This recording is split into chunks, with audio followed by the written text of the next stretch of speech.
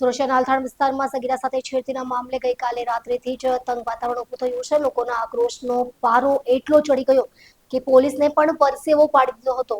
Reconstruction દરમિયાન સમગ્ર બનાવમાં લોકોનો ગુસ્સો ફૂટી ગયો હતો। સૂત્રો પાસેથી મળતી માહિતી અનુસાર અલથાણમાં રહેતી સગીરા સાથે છેડતીના બનાવ બાદ ગઈકાલે રાત્રે જ ઉત્તેજિત લોકોએ આરોપીને ઘેરી લઈને તેને માર માર્યો હતો। લોકોએ આરોપી તરફ પથ્થરના મારા અને ટપલી દાવ પણ કર્યા હતા। પોલીસે રાત્રે જ ગુનો દાખલ કરીને આરોપીની ધરપકડ કરી લીધી હતી। આજે સવારે જ્યારે પોલીસે ઘટનાનું રિકન્સ્ટ્રક્શન કર્યું ત્યારે પહેલાથી જ વિસ્તારમાં મોટી સંખ્યામાં લોકો એકઠા થઈ ગયા હતા। પોલીસે સાવચેતીના ભાગરૂપે પૂરતો બંદોબસ્ત ગોઠવ્યો હતો, છતાં પણ લોકોના ગુસ્સાનો પારો વધતો ગયો। ઉત્તેજિત લોકોએ હાય હાય પોલીસ, હર્ષ સંઘવી હાય હાય તેમજ ન્યાય આપોના સૂત્રોચ્ચાર કર્યા હતા। લોકોનું એક ટોળું એટલું બેલગામ થઈ ગયું હતું કે તેઓએ આરોપીને પબ્લિકને સોંપવાની માંગ કરી હતી। લોકોના રોષ અને આક્રોશ સામે પોલીસની હાજરી વચ્ચે મહા મહેનતે આરોપીને સલામત પોલીસ સ્ટેશન ખસેડવામાં આવ્યો હતો।